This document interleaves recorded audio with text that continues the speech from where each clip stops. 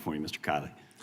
Thank you very much. You know, one of the problems with making climate change the sole focus of these discussions is that it leads to a sense of fatalism, like there's nothing we can do, or it leads to measures that are absurdly misaligned to the nature of the problem.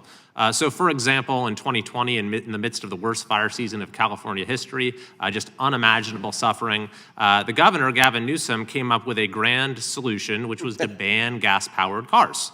This is actually what he did. His reasoning was, look, the cars cause emissions, which cause climate change, which cause the fires, therefore we just need to ban the cars, and in fact, followed up with a ban on trucks, on trains, even on lawnmowers and leaf blowers.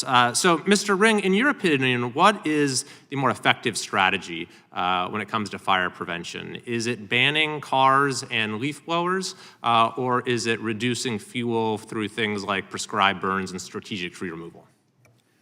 Well, the answer to me is obvious. You're not going to have any sort of short-term impact, certainly, or even long-term impact if the rest of the world doesn't do the same thing with respect to whatever the theories may hold with respect to greenhouse gas and climate change. But what you can do is bring back logging, bring back grazing, and also mechanical thinning, which would be effective in the chaparral and on the steep hillsides. You can do mechanical thinning and you can do grazing. There's equipment that can do that nowadays, and of course grazing, they've been able to do that for millennia.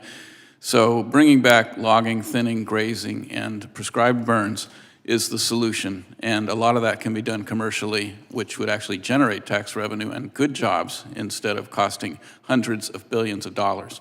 And by the way, which is more effective at reducing or limiting emissions? Those sort of fire prevention measures or banning certain consumer goods?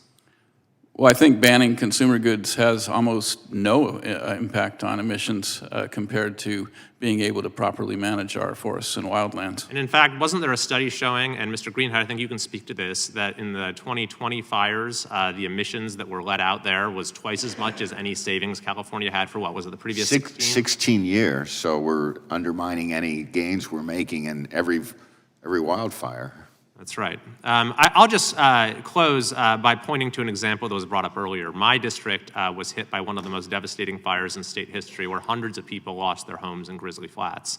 And that fire might not have happened or been as severe as it had been if it had not been for delays through CEQA and NEPA with a forest management project that had dragged on for years and years and years. On the other hand, the fire was limited from going into South Tahoe because of the categorical exclusion that Mr. McClintock spoke of in the Christmas Valley. So you had the fire that might not have started if we'd done our job properly, but because we had this narrow form of relief, at least we're able to stop it from spreading even further. I think that is the recipe for how we can reform these policies and restore some common sense going forward. I yield back. Gentleman yields back. That